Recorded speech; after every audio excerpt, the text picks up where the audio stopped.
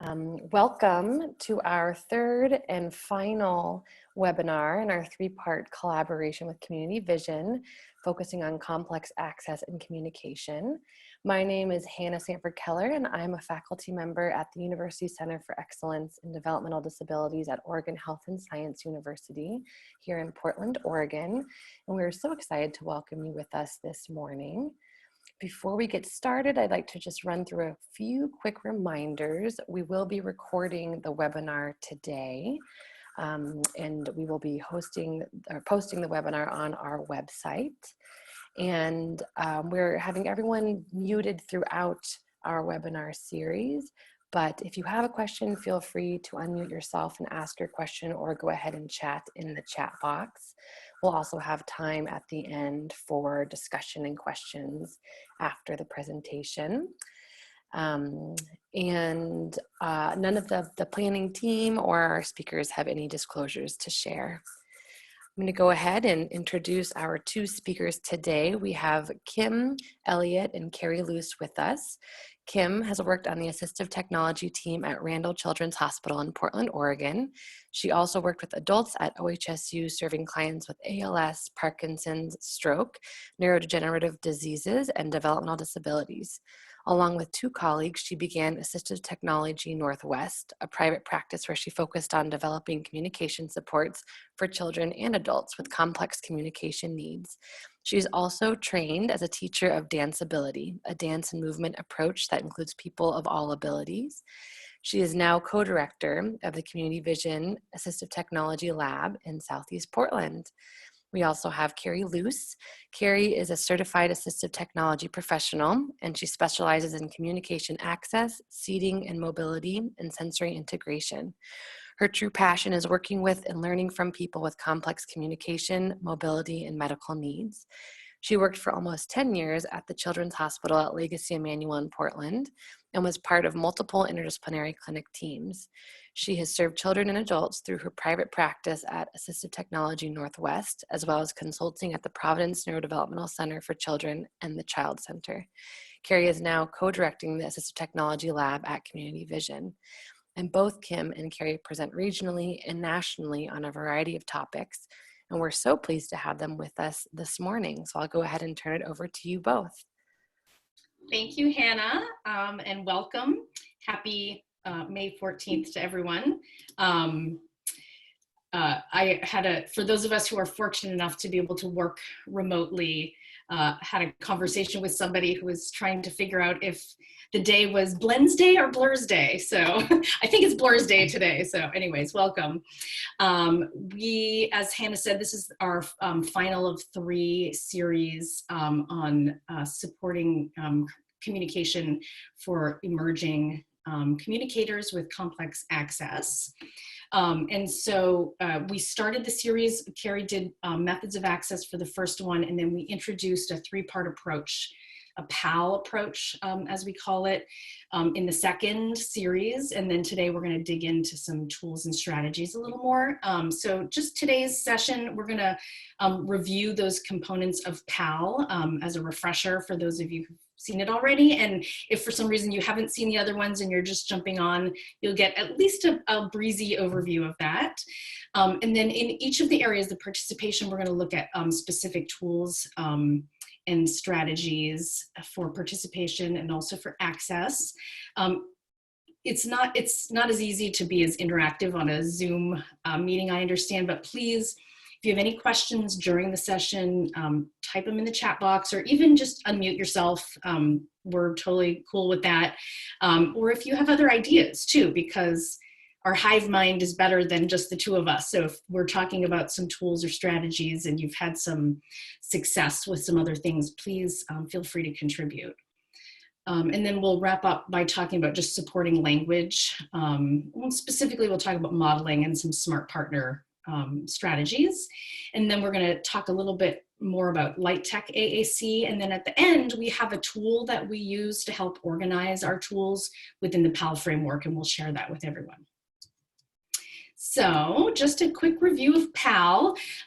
So to have language or communication competence for all of us, we have to know the language itself, but also to be able to use it in real life social situations. So that's for all of us. But there are extra demands for AAC users because they need to do those, they need to have knowledge of the language and be able to use it socially in real life. But they also have some kind of external tool, whether it's an actual high-tech machine or whether it is even sort of simpler tools or light tech tools. It's this external thing they have to learn. So there's extra demands for AAC users. And because we're talking about complex access and having all of these components, 3 components to learn, we have found that it's easier to separate out some of the goals at the beginning. And so we start with participation because that is the most motivating, engaging place to start. And it's also something we found we can do from day one. Whoever we have met, we usually find some kind of a tool or strategy to help increase participation in their own lives. So that's why we start it as the P of PAL as opposed to ELP or LAP. We say participation first and always. And then A is for access, and that's the actual operation of those AAC tools. And then language, the knowledge of the words and the grammar. So those are the 3 components of PAL. And being able to work on all of these things separately to then come together is really with the goal of developing that communicative competence. Our recap at our session 2 was just, again, that engagement is the key to build communication. We are more apt and ready to communicate. We're engaged and motivated. Again, as I said, participation first and always, and separating those goals. And then really key is making that access practice really fun so that it's the child has positive experiences with technology. And of course, language can't wait for access to be figured out, because sometimes it takes quite a few years even. And so we want to start with language as well. So let's look at some of those participation tools and some examples. Here is a little boy named Lachlan, and he is a step-by-step communicator. And we're going to just look at a little video of him singing along here. And let me know if there's any issue with sound or... Donald had a farm.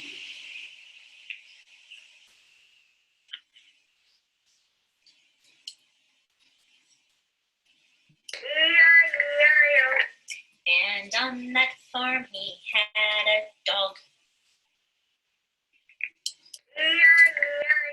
with woof woof here and woof woof there. Here a woof, there a woof, everywhere a woof woof. Old MacDonald had a farm.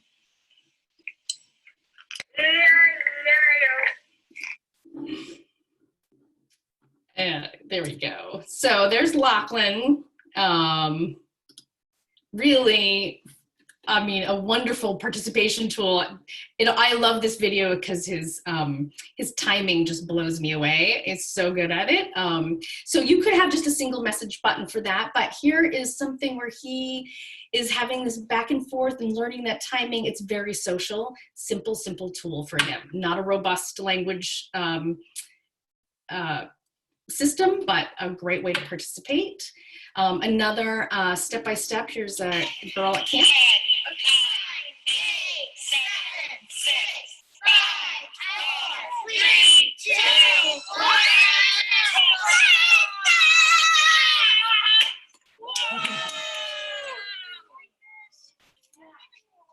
So at camp, we were just doing bottle rockets and the kids were all doing a countdown. Again, super simple, quick way to record a countdown. And all the kids joined in her as she led the countdown for the bottle rocket. Oops, sorry. This is a joke. It's also at camp, a little girl who loved jokes. And so we were at the lunch table. It's a little hard to hear, but I'll try to interpret for you. And of course, she knew which joke was on here. We had pre-planned it with her, so. You want to do it? Okay, here we go.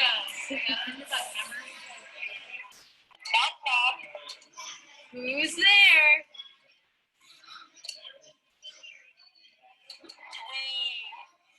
Dwayne. Dwayne who?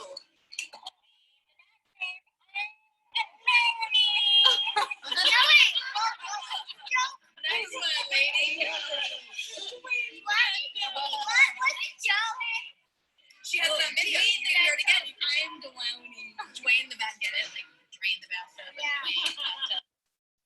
So we had to explain the joke. It was totally an adult joke. The kids, but we introduced, that was the first time they'd ever seen a step-by-step used for jokes. And so we explained, a lot of them had questions, and we were able to explain how to record jokes. And then a lot of the other kids wanted a turn to record jokes as well. And we'll look at an example of that in just a minute. But I did want to point out here that the point is the social connection, not so much the really getting perfect access to the, hitting the switch. So you'll see that I was helping her with her timing because it was a crazy situation. She's having some extra hand movement. She has Rett syndrome. And so I was just moving the step-by-step in a little bit and out a little bit just to help with the timing with the kids. Because the whole focus of it was that social interaction at lunch, as opposed to sort of really kind of like testing her on her timing. So as we went around the table and we taught all the kids how to record things on the step-by-step, a little girl wanted to record a joke for our friend Lily here. And so you'll hear her version of a joke.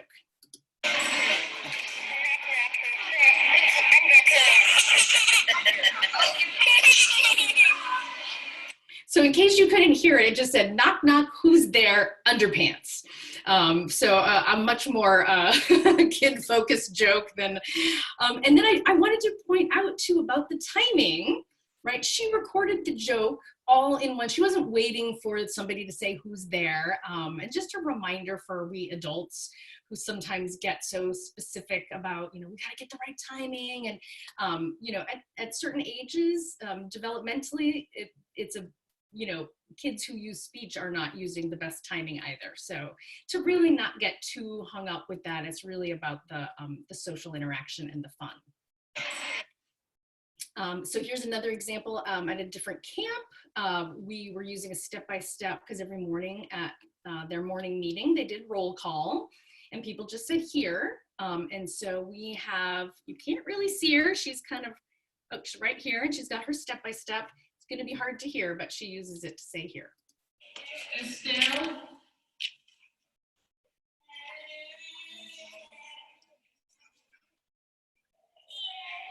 There we go. So that was the little here. Again, the other campers thought that button was pretty cool. And so we had quite a few step-by-steps at this camp.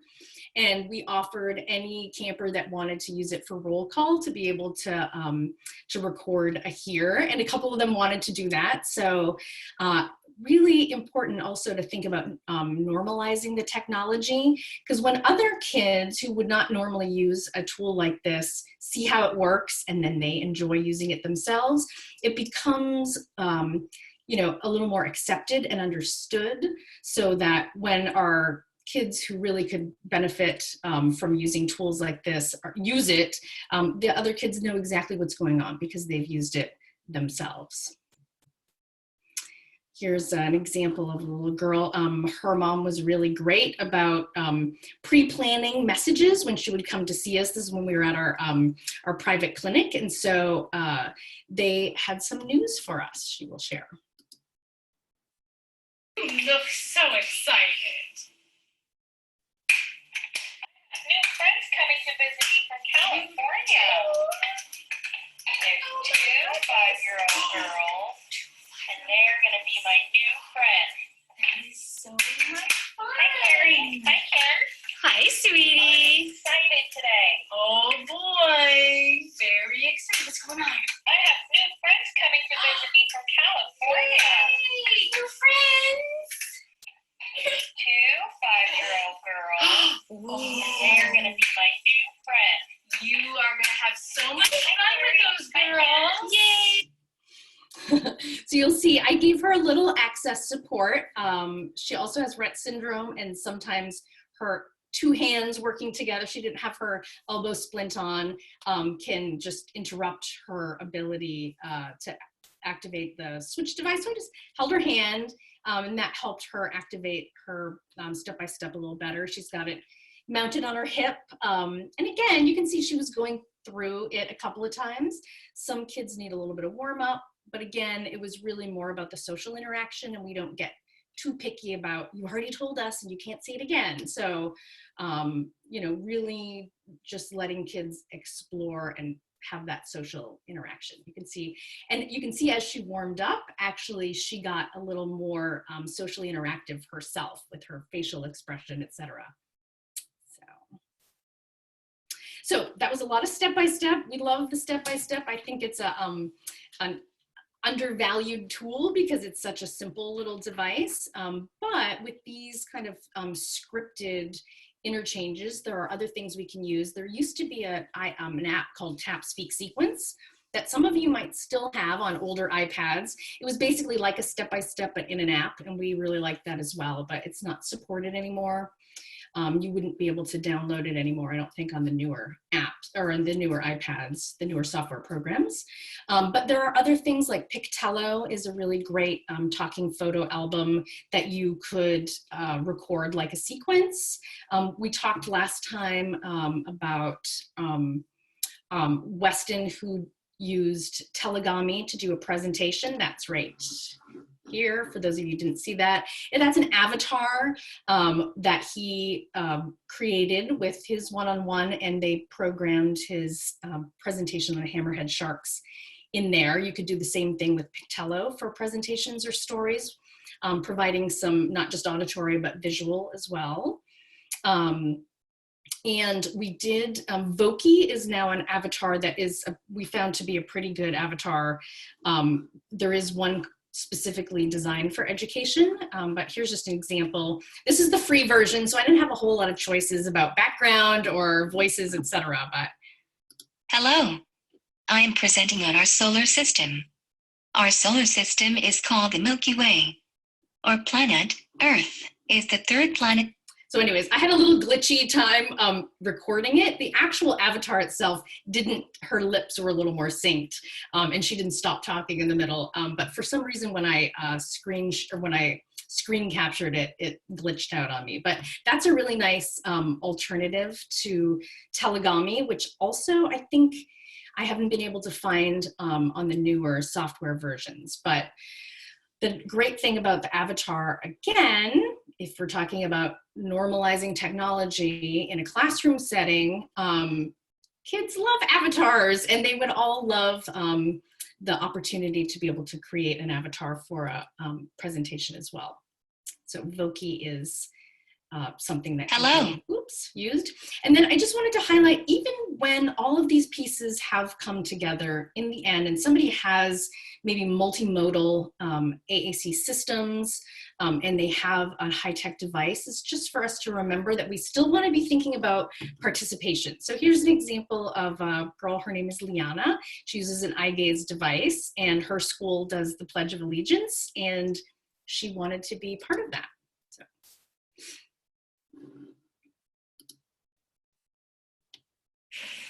My name is Liana. Please stand for the Pledge of Allegiance. I pledge allegiance to the flag of the United States of America and to the republic for which it stands, one nation, under God, indivisible, with liberty and justice for all. So just remembering that we never want to forget about this participation piece, even when somebody's got lots of robust tools. Be thinking of things that are meaningful for them that they would like to do, and ways that we can support that through programming. So basically, all of these are examples of sequential scripts.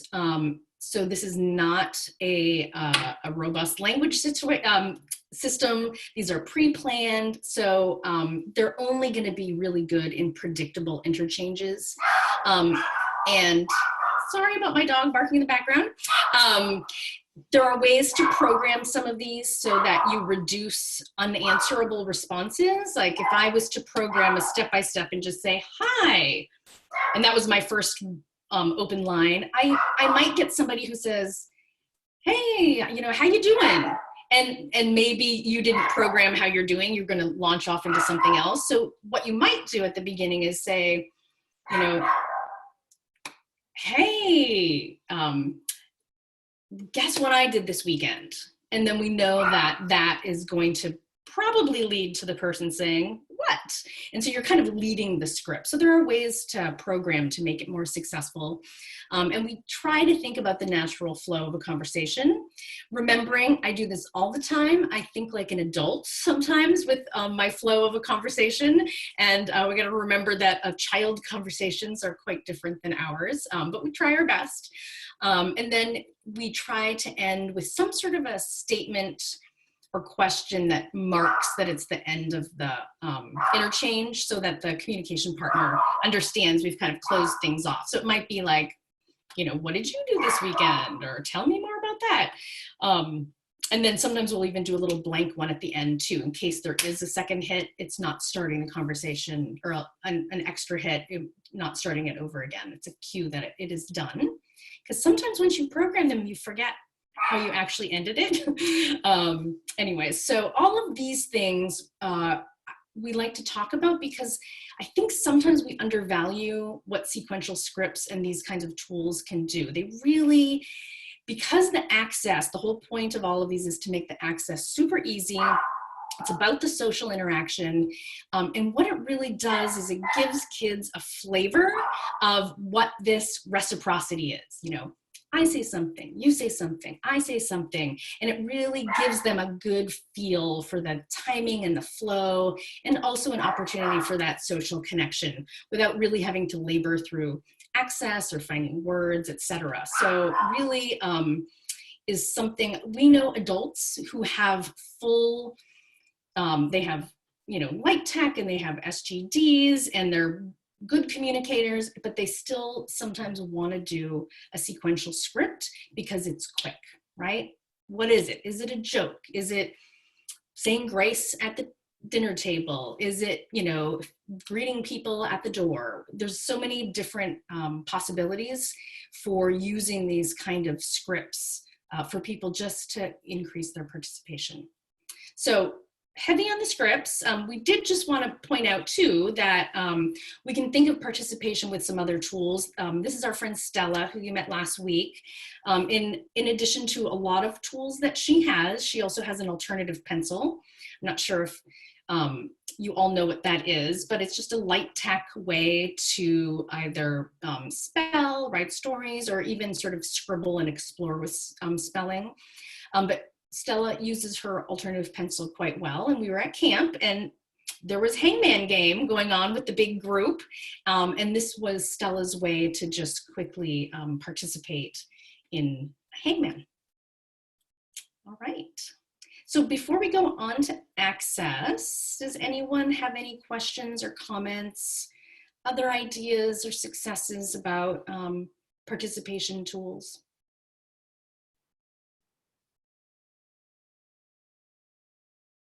I'll give it a sec. No? Okay. Now, Carrie, we'll talk about access. Great. Thanks, Kim. So our first session was focusing mostly on access. And so we'll just do a little recap here, and then we'll get into some specific tools. Oh, Kim, you have to advance. Yep. Okay. So in our first session, we talked about for someone who has difficulty accessing tools and maybe has a more challenging body, that in the beginning, start with play-based activities. Think about decreasing that cognitive load if they're learning a new motor plan. So not layering on a lot of language if the goal is to learn that motor plan and learn a new method that they need to control their body to either activate a switch or use their finger. and starting with really engaging, fun, and really self-directed activities. And we'll talk about that a little bit more in a moment. So it's not so much us telling the child what to do or what to activate or get your switch or hit the button or get that one. It really is coming from within, and the child is directing the activity and making choices themselves. And the goal is to eventually have access become easy and automatic, so someone doesn't have to think about that piece of it, and they can focus more on the language and the social piece of an interchange. So again, thinking about the visual skills someone might need for access, the motor skills, the listening and auditory skills, and really appreciating all the things that are going on when a child is learning, particularly a new machine or a new tool. We're asking their body to do a lot of things at once. So in the beginning, we start with modeling, and we talk about modeling a lot with language, but we also want to model access. And so if you are presenting, again, a new machine or a switch or a new setup, you use it yourself and model, what does this look like? And you use it a bit so the child can see, oh, okay, I get what's going to happen here. And then just appreciate that it can take time for practice and accuracy to be good enough to not cause frustration, and just really appreciating that piece in the beginning. So I just wanted to give a little plug here for Karen Kangas. If anyone is familiar with Karen, she's been around for years. She is a big guru in the assistive technology world. She's an occupational therapist and really specializes in assistive technology access. And she has some great videos online. I'm happy to share links if you can't find them. If you've ever seen her present, she's very dynamic and just really engaging to watch. So some of her points around access are appreciating, particularly for children, that switch sites can develop and actually increase over time, and remembering that children are not static and they change and grow. So a child might start out early on just at one switch activity, cause effect, but quickly moving to maybe 2 switches for activities, sometimes working up to 3 switches, and realizing that children, we need to constantly kind of reevaluate and reassess, check in with the family, check in with the child. Is this feeling good for you? Because their bodies are going to change over time, and their attention is going to change. Hopefully they'll be more focused, maybe have more control over their body. So children and access is very different typically than for adults because they change so much. And then realizing, we talked a bit before about switch scanning and what that is, and realizing that that could actually develop into direct selection for somebody. So we worked with a little girl who started out with 2 switch step scanning, where on one side she could move through her selections, and on the other side she'd get her switch and make her selection, and it would speak out loud. But over time, she was able to control 3 switches, which led to mouse emulation. And we're happy to chat with anyone afterward, or you can always email us if you want to learn more about mouse emulation. But essentially, you can take a joystick or a head array or 3 switches or 4 switches and move a cursor on the screen. And in the beginning, it's hard, and you might just have some large targets, but keeping that in mind, that over time, that could even lead to someone using a head mouse, and that's direct selection. So keeping in mind, even if a child is using some type of scanning method, that maybe eventually they could become a direct selector, because that is so much more efficient. So just realizing, again, children change and grow over time. And then also, someone could be using direct selection and scanning at the same time for different things. So we work with a gentleman who is great with direct selection using a head mouse, but he still chooses to scan on his powered wheelchair when he goes through different modes. So he's using a head array to scan from tilt to drive to communication. So realize you can do those functions sometimes at the same time. So just giving a little plug for Karen here. And then last time you met Kenny, actually during the access session, you met Kenny, and Kenny was, a little boy, 18 months old, who had used 1 switch with his hand before for 1 toy.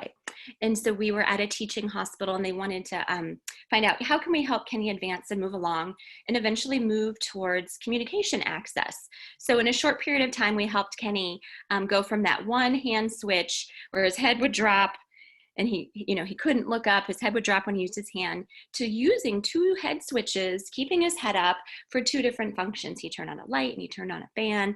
And then not too long later, he was able to start to move towards using switches for communication. So in the next slide, I just wanted to recap where Kenny is now with his tools. When we introduced Kenny before, I had mentioned that he is using partner-assisted scanning through a communication book. So up here, you'll see his communication book that has large picture symbols. He has cortical vision impairment. And here he is working with his physical therapist and his mom. And they're able to go through this communication book and for each section scan through a list. And Kenny is able to say, no, not that one. No, not that one. Yes, that one. So there's his comprehensive kind of communication system that he's working on. And he is starting some speech generating device trials. He's probably about 4 years old now. But I wanted to show you over on the left side of the screen some of his other tools that he's still working on. So you can see kind of this PAL approach is still going on here. He's got his language system over here with his book. And over on the left here, he still has his step-by-step, which is a great participation tool, as Kim mentioned. He likes to read books, sing songs. He's got some adapted books where he can feel different textures. He is working with a vision specialist on his visual skills, because again, he's got cortical vision impairment, which can improve over time with some intervention. So on the iPad, he's got some Big Bang apps loaded. So there's Big Bang shapes.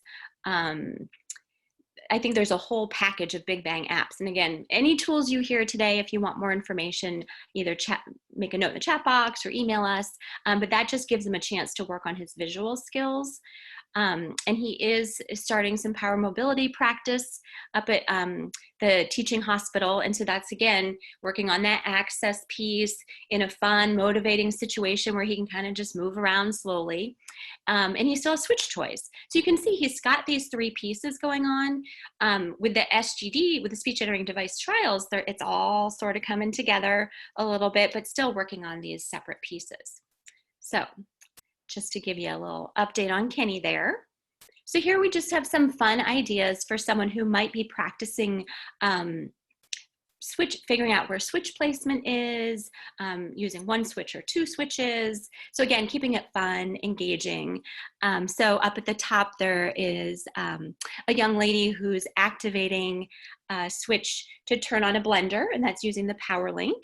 So anything that plugs in, a fan, a light, the blender, she's able to turn that on.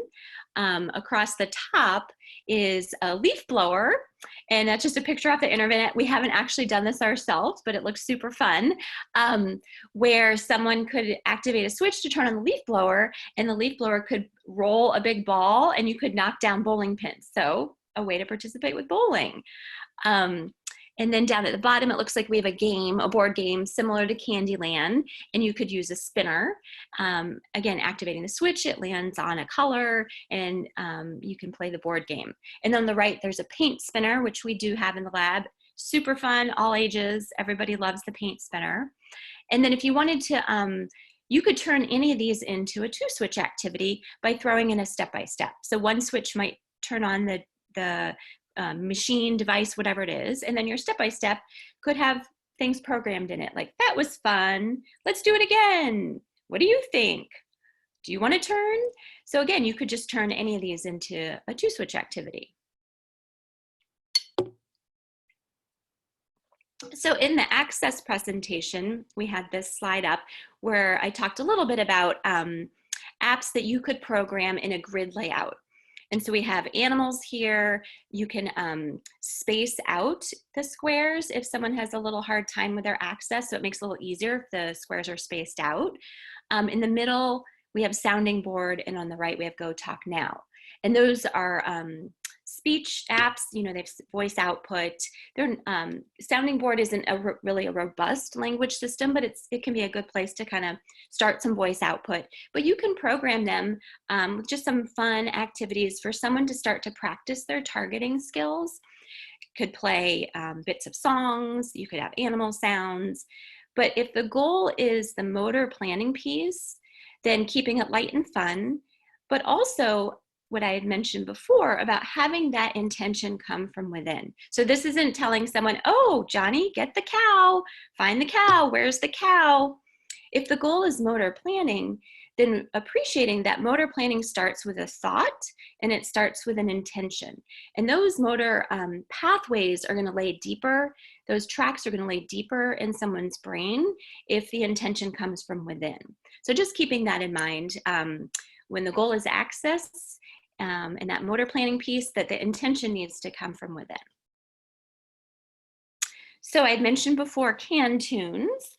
And if anyone wants to write in their chat box, I'm curious if anyone's used canned tunes before with somebody, or if you've played around with it yourself. We are excited that we got our sounding board 6-cell key guard, which you'll see on the picture here. And it actually, I'm going to show you on our iPad here, fit perfectly on canned tunes, which was fantastic. So if anyone has some key guards or want to order key guards for people to trial, the sounding board, so this key guard is made for sounding board 6-cell.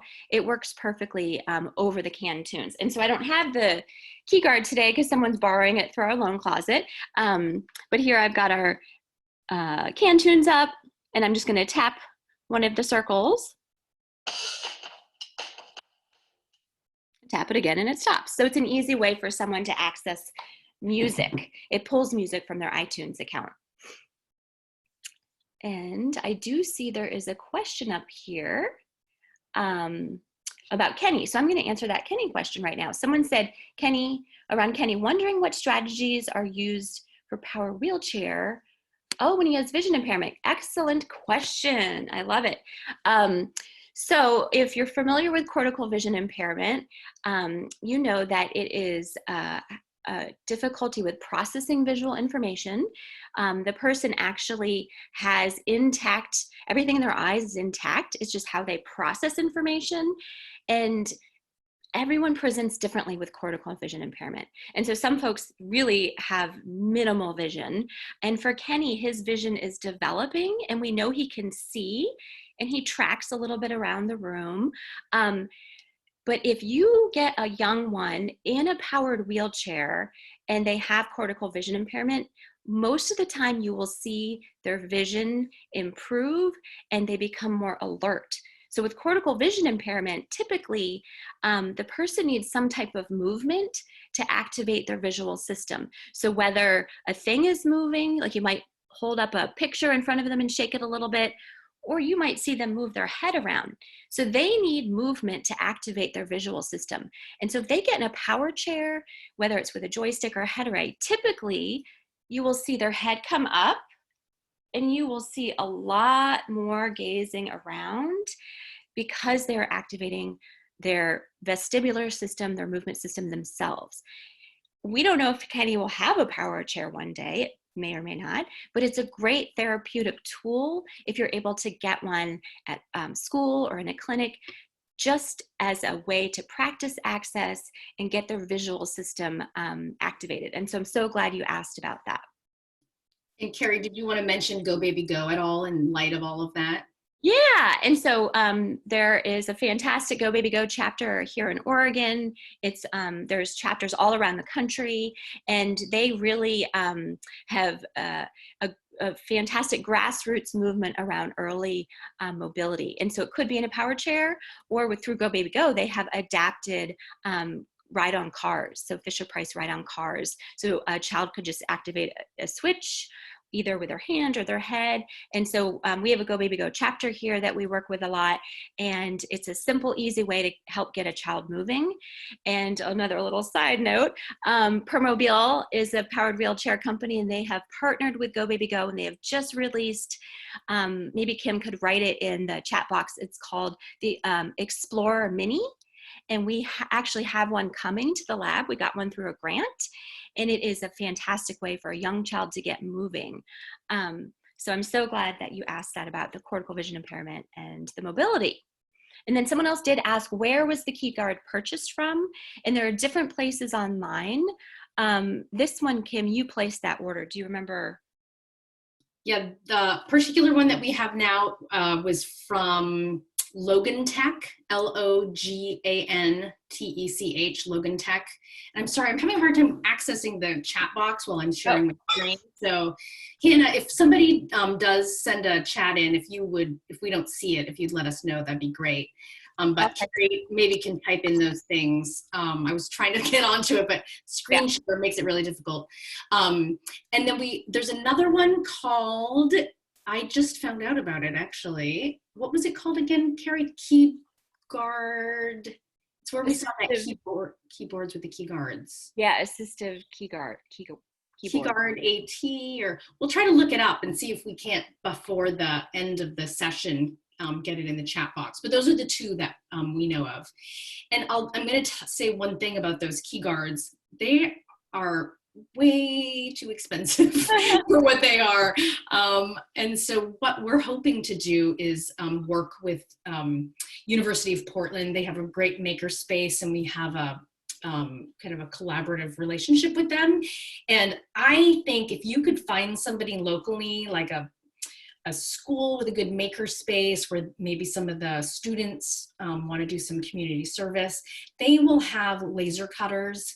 And I think with just purchasing the plexiglass and then giving them sort of dimensions and a screenshot, they would be able to make a quick little, I don't know if it's a CAD file or whatever kind of file that they would have, and they would probably just be able to cut them too. But if you don't have time to go down that route, because we haven't quite done it ourselves yet, those are the two places. There are two places where you can order them. And they make them custom. Some of them are really common, like, you know, they might say, you know, go talk now, 9 cells, you know, with a message window, or Proloquo, 25 cells, message window, and then you can specify the toolbar size. And they'll have some of those that are kind of standard for them, but you could send them a screenshot of anything and they'll custom make a key guard. And Susie did say that in their district, they've started having them 3D print them to make them. Oh, yeah. Mm-hmm. More school districts are starting to do that because it is so expensive. Yeah. And if you do have access to the plexiglass and a laser cutter, it's probably even faster than 3D printing, but it's all getting so much better and faster and cheaper. So that's awesome. Yeah. So here I just wanted to recap kind of all the tools that we looked at for participation and access. And just remembering that these tools are actually great primers for someone to prepare for using a speech generating device. And these tools could be used lifelong for having fun, participating. So I just want to do a quick recap here. So over on the left, we have Pictello, Voki, and the step-by-step, and those are primarily for either giving presentations or sharing news, some more participatory. And then over on the right, we're a little bit more of those access tools that we looked at, especially for animals and canned tunes.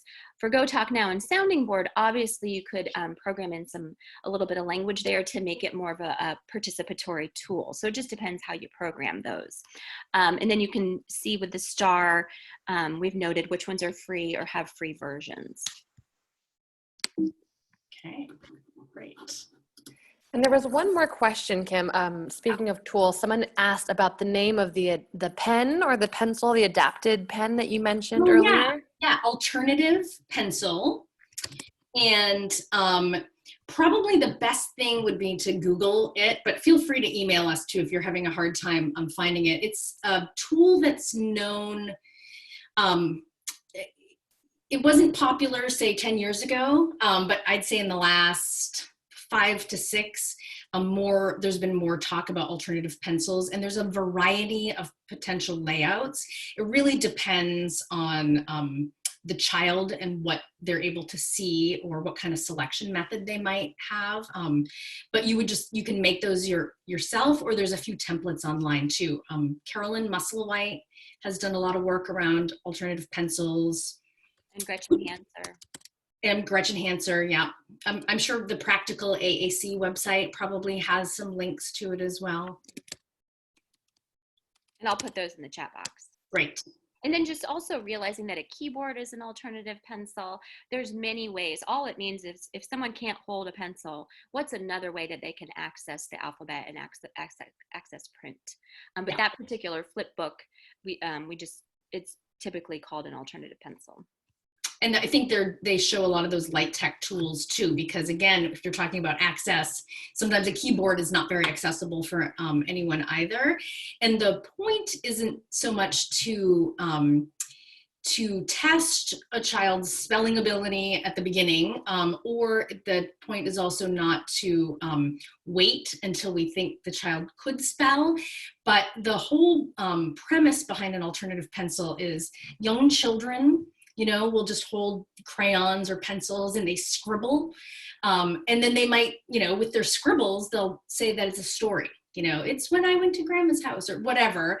And it doesn't look anything like letters. And so for our kids who physically can't do that, they often kind of skip that whole developmental process of just like, I don't know any letters, but I know I'm making something. So it's also introduced as a way to scribble, just by choosing some letters.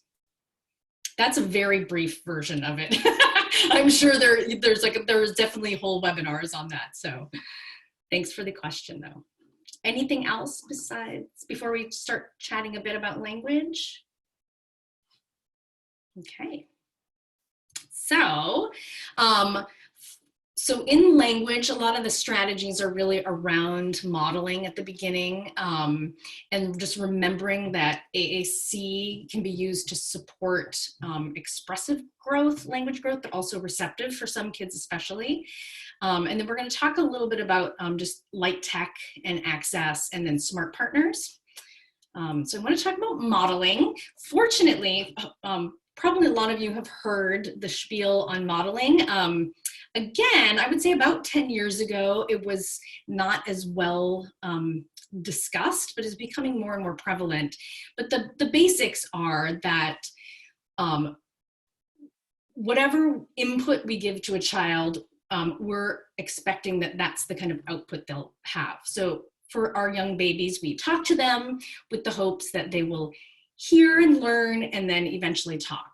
And so if that is disrupted for a variety of reasons, or there's risk factors, and we think that that output now is going to be an AAC system, if we just keep putting our input as spoken, right, we have our little guy in the middle who's like, you're talking to me and you're giving me this system, and how I can't connect the dots myself. So really we need to input the AAC system that we're hoping the child will use. We need to model it. Otherwise, they would have to be super geniuses to just translate and figure it out for themselves. And so, like I said, this is at least, it's a lot more commonly practiced, but sometimes we forget, and we also wonder, well, how much modeling should we do? Because with the best intentions, right, we want kids to have access to their voice and be able to communicate with us.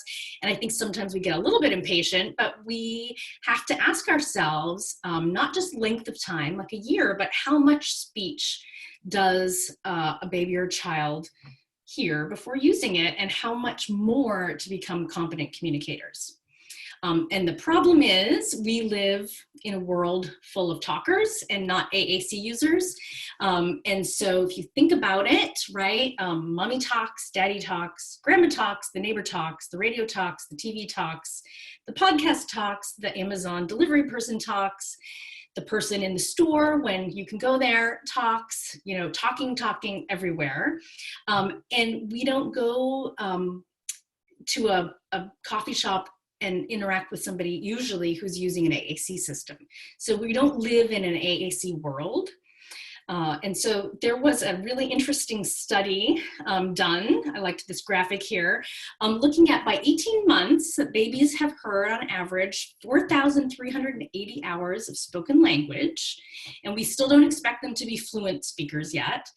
And if we went to just a model or to a paradigm of 20 to 30 minute AAC sessions. So let's say the SLP is the only one modeling the AAC system, and the child is seen twice weekly for 20 to 30 minutes, it would take 84 years for that child to have the same exposure to AAC than to spoken language. So we don't want to say that to scare anyone away and feel like, oh, we'll never get there. But just to remember that we can't overmodel. The more we can embed it in different environments and have different people model the system, the better for the child. But I also like to have a caution for, as a therapist, to not put a whole lot of pressure on parents, because sometimes it can be very overwhelming to use these external tools as well. So just, you do your best, just knowing that the more we can do, the better, but we just do our best. And it doesn't have to be 24/7, but we give it our best shot anyways. So that is modeling. And then I want to talk about a smart partner. As smart as our phones are, sometimes they feel smarter than us. Sometimes I think Siri knows more than I do, but we still are smarter than technology. And as smart partners, we support access. We also can support memory. Young children, right? They go off task really easily. Some children with speech and language disorders also have additional working memory challenges, so we can help them kind of stay on task. And then for those early attempts, we can really help make meaning and shape that meaning.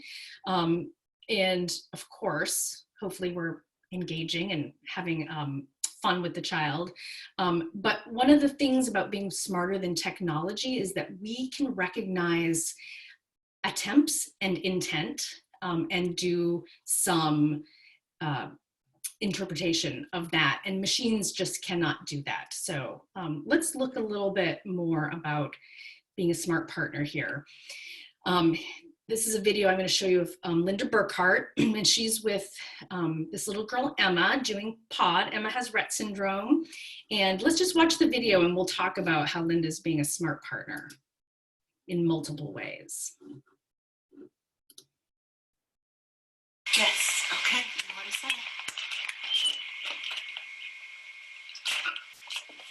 say? Something's wrong thinking, question, one of those?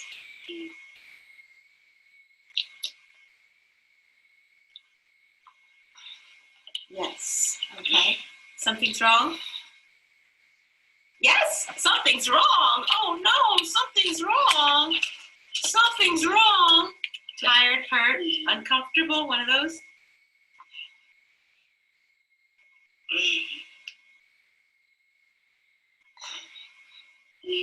Tired, hurt, uncomfortable? Yes? Oh my goodness. Tired? Tired? Oh, you think you're tired, huh? I'll tell you what I think. Go back. Go back. More to say. I think you are silly. I think you're silly. You just took a nap. You just took a nap. I think you're silly. You're telling me you're tired. I think you're silly. So simple interaction, and yet if we look at the kind of smart partner that Linda was there, she gave access support. Okay, she was her scanner. But she also gave her memory support. She would, when she picked something's wrong, she repeated it, not too much, but she was keeping her, something's wrong, oh, something's wrong. So by the time she got to the page, the little girl didn't forget kind of where they were, and she was oriented, so she helped with that. She did a rescan on the last one, the tired, hungry, something else, I forget now. when she sort of had a pause, she repeated it for her to kind of keep things going for both access and memory. And then, you know, the little girl did say yes to the first item on each, you know, each scan. And I don't know the little girl. It could be that she really meant to say she was tired. It could be that she's just sort of exploring and learning this, but it didn't matter because Linda was making meaning from it. So she didn't, you know, think, uh-oh, did she really mean that? Let me test and find out. She just spontaneously said, well, I'll tell you what I think. I think you're silly. And so they had that, she kind of shaped that. When you tell me you're tired right after a nap, I think that's silly. So she's really shaping that meaning through her own modeling as well. And of course, she was super engaging, right? The little girl's laughing and having fun, and they're just exploring language in this format and having an interaction. So really smart partner on multiple levels there, even though it looks like a really simple interaction. And so you met Alex during Carrie's access. She introduced this video of him just to demonstrate what just partner assisted auditory scanning is. But we'll just look at it again, thinking just a little bit about the partner role here. School choices are swing, rocking chair, read a book, sing a song, iPad, play, watch a video, or something else. Okay, so swing.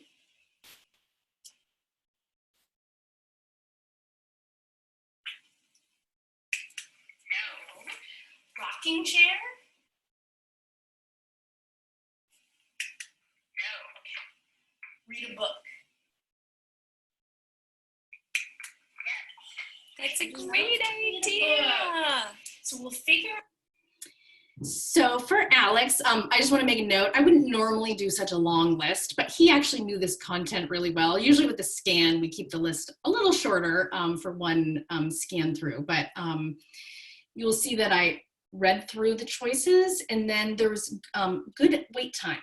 Okay, so we want to, and not too much talking. So for the first one, you know, now I see I can't even remember the first item. It wasn't rocking chair, it was something. And I waited, and I didn't say, I'll just say rocking chair. I know that wasn't it. But, oh, sing a song. Sing a song? What do you think? Do you want to sing a song? Should we sing a song?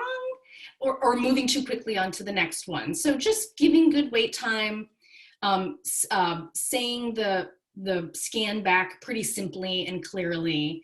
And then, of course, access support. He's not activating these buttons. I'm activating them for him because the intent is the movement of his head, not actually to hit the buttons. So that is more being a smart partner for access, particularly. And then for light tech, I wanted you to look at this little boy, Finn. He's using a pod book, and he's a direct selector. But while we watch it, just take a look at his, think of it from an access standpoint, and look at his finger, also what he's saying, and we'll have a little chat about it when we're done here.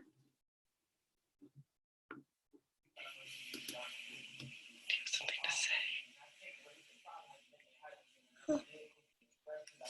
More to say.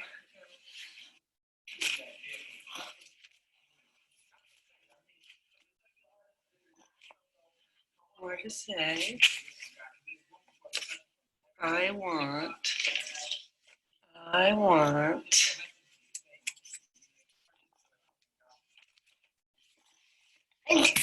Right there. Watch TV. Yeah. You want. Change the channel. Change the channel. Yeah, okay. Should we change the channel? I love that partially because he gets to change the channel, and you see it's like this totally boring thing on TV, and he's like, yeah, this is boring. But from an access standpoint, he's pretty good, but you can see a little, sometimes he's just a little light touch. Sometimes his finger kind of moves across the cell a little bit. On the last one, when he picks change the channel, he's actually resting his hand on it and then the page, and then touching change the channel. So even with a child who's got pretty good direct select access, it can be challenging at the beginning. And so if we had this on an iPad, let's say, instead of on a paper-based communication system, and his access looked like that, the question is, how would we help him not make errors and activate properly? I don't know if anyone wants to chat in on this. I know it's hard on Zoom, but Kim, I will let you know we have about 1 minute left. Oh my goodness. Okay. Yeah. So the point is, we probably would do a lot less cells. We might do a key guard, and that could help too. But we might do less cells, and then he would have less language. So really, light tech tools can be really helpful in these early access times too. So I'm just gonna breeze past. Here's another light tech book. It doesn't all have to be POD. This is a core board with some fringe vocabulary flip at the top. It's a Spanish-English core board. POD does have a lot of alternative access templates, but you can make anything alternative access. And then just remembering that it is important for a multimodal system, because we need it as a backup. Sometimes it's easier to use light tech tools in certain environments, but it really can be more efficient for difficult access or those early learners. So very quickly, we do have a tool. It is a handout that is either posted or will be posted. And it just is a simple handout of separating out the tools for participation, access, and language. Ellie is a little girl that we worked with. I'm going to kind of breeze through it since we're running out of time. But here she's just singing a song with a step-by-step. This was very early days. We weren't sure what her access was going to be. So she loved songs. That's where we started. I won't play the video.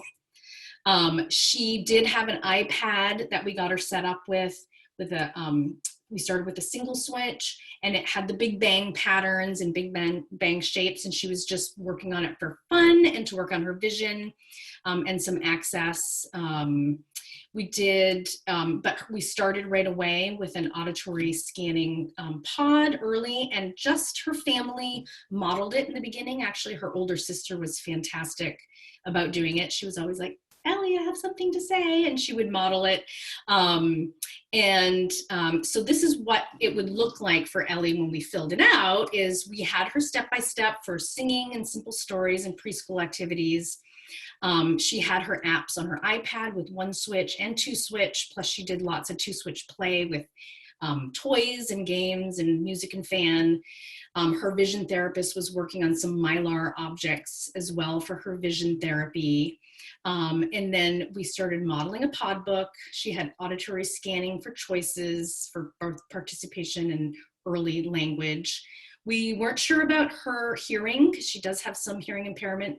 So we were experimenting with some touch cues as well.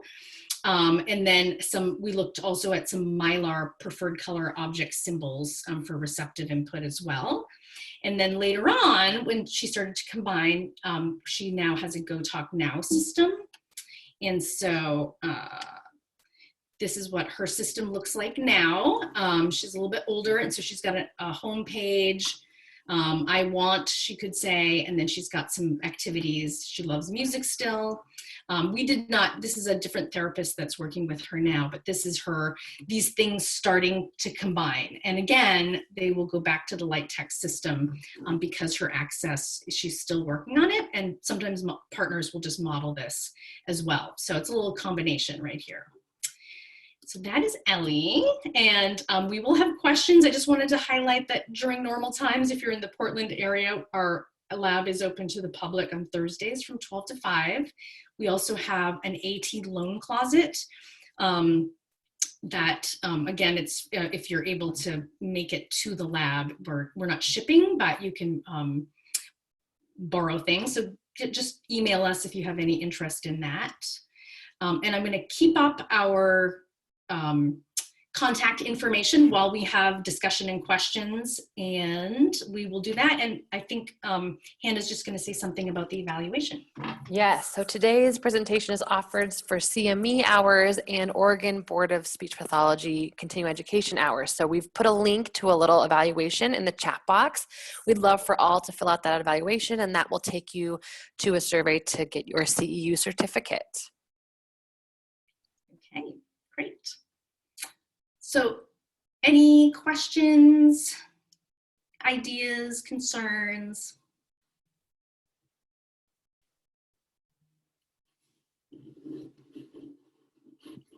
Kim, we did have a couple people say they like the handout to organize the tools.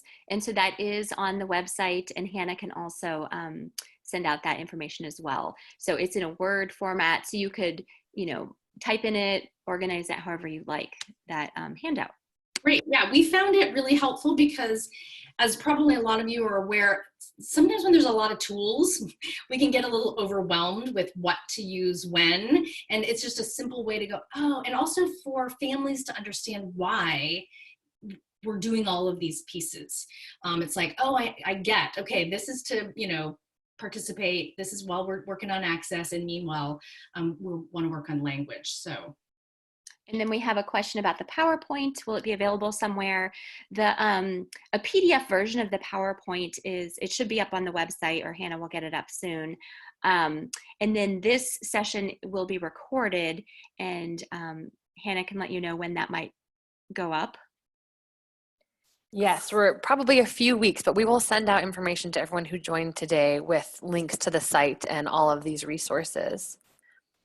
Great. And then Stephanie wants to know more about communication books. Is it POD, or Kim, if you just want to give a quick blurb about communication books? Yeah, so one of the reasons we end up using POD a lot is because there are templates, and if you're going to do a robust system to make it from scratch, can be daunting and long. So, and also there's lots of different templates in terms of access and size, and it's very developmentally appropriate. Gail Porter put a ton of thought and work into developing that system, so it is a really great, robust system. That being said, there are other books and more sort of like core boards or other kind of books that are out there as well. So there is no sort of one answer to it. We just do end up using POD a lot because it's very well thought out and there's templates. So Kim, Lisa wants to know if there's any free resources for auditory scanning books. I know we used to just make our own, and we have some templates, but yeah, Kim, if you have other ideas about free resources for auditory scanning books. Yeah, there is the one, if you've taken a POD class, so the tricky thing about POD is awesome because it's pretty robust. If you've never heard anybody speak about it more formally, it's really easy to kind of go off track and maybe use it in a way it wasn't really intended, or it gets confusing or overwhelming. But if you have done a POD class, that auditory scanning layout that I showed for Ellie that had the little pictures at the top and the lists, that's actually in the back of one of Gil Porter's books. But if you want to email me if you have specific questions about what you're looking for, we've done some of our own kind of homemade ones, which we could share with you just with sort of lists. And if you've done the POD book and you can't find, or if you've done the POD training and you can't find that auditory, I could send you a PDF of what is in the back of Gail Porter's book. And Kim, someone's wondering if we've ever started off kids with the high-tech POD on the iPad before, where you start with that and not necessarily the low-tech POD. Yeah, so one of the challenges is if we're talking about this PAL approach, if they have complex access, they're likely not to, this is for kids with the complex access, not going to be able to just access the iPad. but for kids with less complex access, we have sometimes started out that way. I have mixed feelings. So you can use the iPad like a light text system. So you could just model it. And I have had some families who would rather do that because they don't want to carry the book.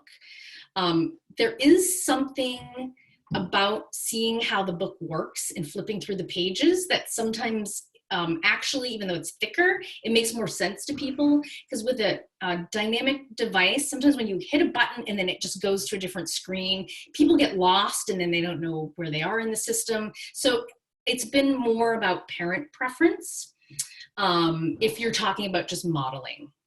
That's a great question. The other thing about the high tech is you can only do 15 cells or 60.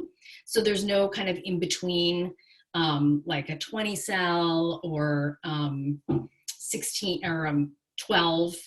So it's a little less flexible in terms of layout. So Kim, Stephanie's wondering, are there more videos to watch therapists modeling auditory scanning and using these books, and then with different levels, kids at different levels? You know, that is a great question. There are not that many videos, or there aren't very many good videos, because I think what happens is you either forget to, you might, if you have some people who are used to scanning, you just don't quite put the video on at the right time. And then people who tend to make the videos, I found a lot of them end up being the sort of dry, like they're trying to demonstrate how to do auditory scanning versus it being really live. And so you don't get a really good feel for it. The only thing I could think of is there is a family who, this is specifically around pod again, they do a YouTube station called We Speak Pod. And they do a ton of modeling of all sorts of different layouts of pod. It's possible that, and they have like 5 kids and they're all AAC users. I think they have adopted, and they all have different access methods, kind of different pod layouts. They might have a child who's an auditory scanner. That would be a place to look, is the We Speak Pod. Otherwise, I found them to be kind of canned or really hard to see. But it would be great. Wouldn't it be fabulous if we could have like a little store of like a bunch of them? But again, I'm happy, we're doing a lot of Zoom chats with people. If there's just like a little thing you want to talk through, we are absolutely happy to email or have a quick Zoom if you need to problem solve anything. Happy to do that. Especially child specific. Wonderful. And I'm looking at the time. I thank you both so much for adding in your contact information. I think if you have more questions, feel free to email those questions out. And I just want to thank you both so much for sharing this information with us. I personally have learned so much. It's been a wonderful series. Thank you for your time in putting these together and being here with us over Zoom. Great. Thank you, everyone. Be well. And yeah, feel free to email if you have any questions. Thank you all.